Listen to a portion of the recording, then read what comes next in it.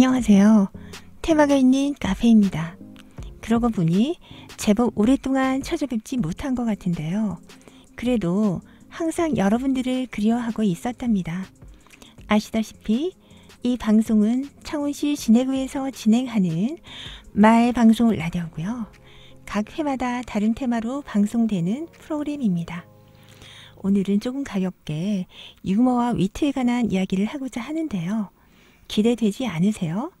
자, 그러면 모두 귀를 기울이시고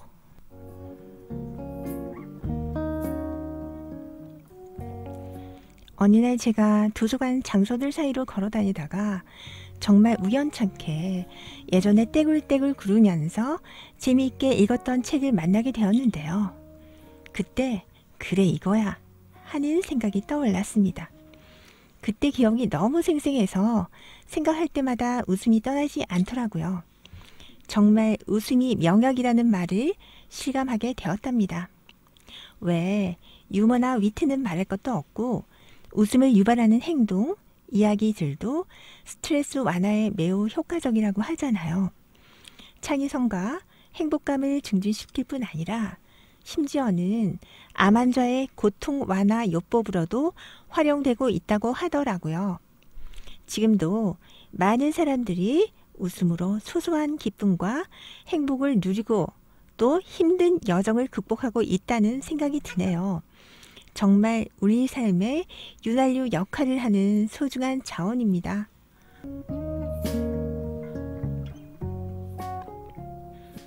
최근에 가장 많이 웃었던 또는 행복했던 기억을 떠올려 보실까요?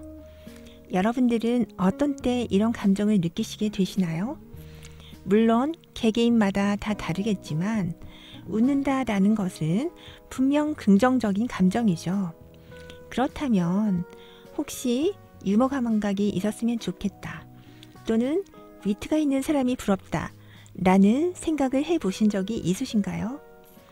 아마도 이런 경험, 이를테면 서먹서먹한 분위기를 재치있는 한마디로 상황을 반전시킨다든지 대놓고 말하기가 곤란한 상황을 누군가 시원하게 말펀치를 날린다든지 해서 속이 후련한 이런 적 있으세요?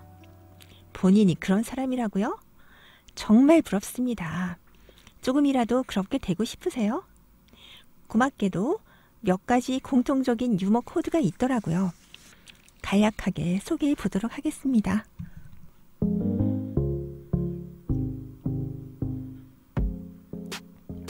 첫 번째는 애매하고 말로 하기 힘든 상황을 적절하게 잘 끄집어냈을 때입니다.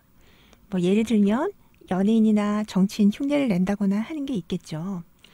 그리고 두 번째는 허를 찌르거나 기대를 깨는 상황입니다.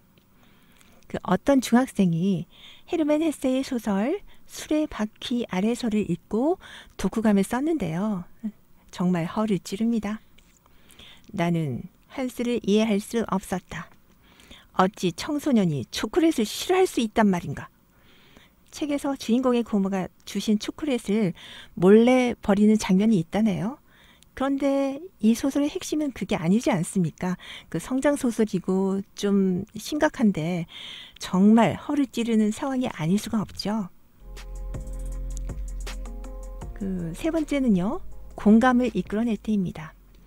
박민규의 산미 슈퍼스타즈의 마지막 팬클럽 중에 나오는 구절인데요. 타고난 저마다의 소질을 개발하면 큰일 나는 것이다. 이건 우리나라의 현실을 아주 적나라하게 반영한 거죠. 물론 다 알고 있지만 감히 말을 못하는 그런 거라고 할 수 있죠. 그리고 창문 너머 도망친 100세 노인을 보면요. 사람은 조금만 기다리면 다 죽을 텐데 굳이 전쟁까지 해서 죽일 필요가 있나? 이런 말이 있습니다. 그래서 재밌죠.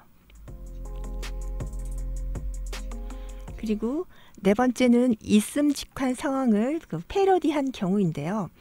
예전에 개그 콘서트에 이금희 아나운서가 출연한 적이 있습니다. 그런데 출연자가 가르키다와 가르치다를 혼동해서 사용합니다. 그때 이금희 아나운서는 아닙니다. 가르치다가 아니라 이럴 땐 가리키다라고 하는 겁니다. 하고 말합니다. 그런데 주변에 이런 사람 꼭 있죠. 본인은 아주 당연히 여기는 상황인데 주변에서는 정말 짜증나는 상황. 전혀 웃기는 상황이 아닌데도 이것을 패러디를 했기 때문에 재밌는 거라고 생각하거든요. 그리고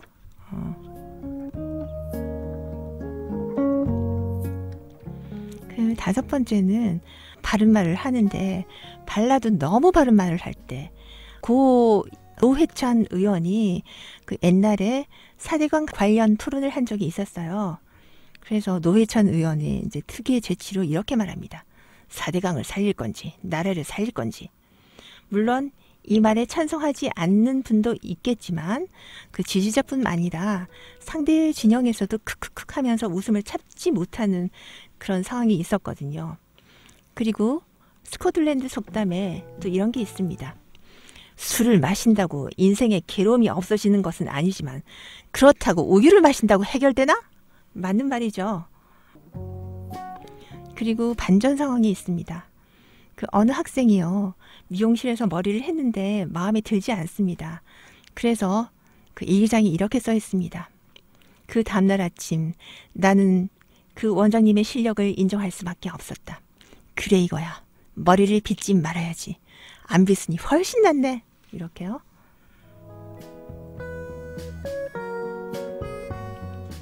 그리고 기발한 생각들이 있습니다. 친구들이 집에 놀러 오면 집안이 엉망이 되잖아요. 그럴 땐 엄마가 이렇게 하는 겁니다. 얘들아 신데렐라 놀이 하자 하고 엄마가 계모가 되고 꼬마들은 신데렐라가 되는 거예요. 그래서 집안일을 다 시켜 먹는 겁니다.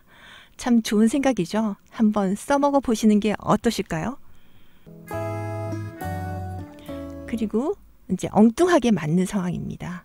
알아서 맞는 게 아니라 엉뚱하게 맞는 상황이 있죠. 자, 이제 어느 퀴즈쇼에서요. 다음 새 중 둥지를 짓지 않는 새는 무엇입니까? 1번 작은 부리울새, 2번 참새, 3번 뻐꾸기, 4번 개똥집바퀴. 그러니까 어떤 그 여자분이 손을 들었습니다. 야, 정답입니다. 그렇습니다. 뻐꾸기 맞습니다. 와, 어떻게 그런 것까지 알게 되셨어요? 하니까 그 여자분이 뻐꾸기가 뻐꾸기 시계 안에 사는 거 모르는 사람이 있나요? 그렇게 대답을 하더랍니다. 그 맞았죠. 예, 이럴 때. 그리고 편하게 할 때입니다. 여러분들 저기 전설에 컬투쇼 전설 미스김을 찾습니다. 다 아시죠? 거기 봐도 많이 웃었던 상황인데요. 재밌었던 구절은요. 실장님 넥타이를 자꾸 끌고 가. 노래방 옷걸이에 매달아 놓은 일. 그 다음에 내 양복 상의 안주머니에 미스김이 몰래 넣어두었던 개불과 멍게. 그때 빵 터졌거든요. 물론 이 상황도 재밌지만 후련하지 않습니까?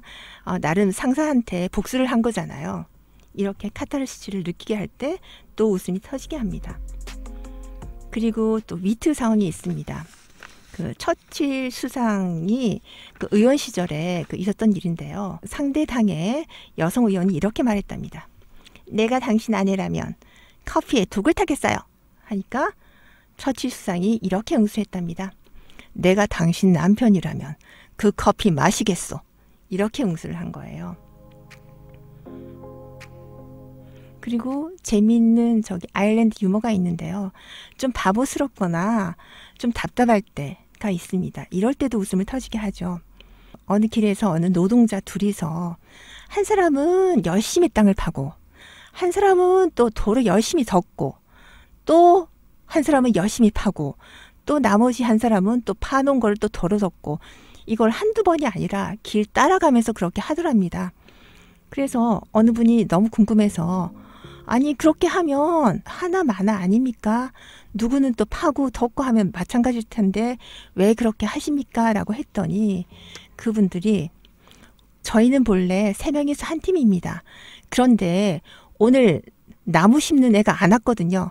그래서 어떡합니까? 이게 우리 일인데 우리 일을 열심히 해야죠.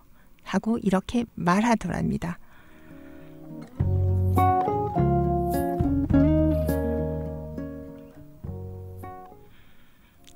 어땠나요? 공감하시나요? 나름 여러 사례 중에서 선별한 것이기는 하지만 한편 좀 씁쓸하기도 했답니다. 그래도 웃는 그 순간의 카타르시스 때문에 두고두고 생각하게 되네요. 지금까지 테마가 있는 카페 유미령이었습니다. 여러분, 다음 시간 만날 때까지 항상 기쁘고 웃음 가득한 나날 되세요.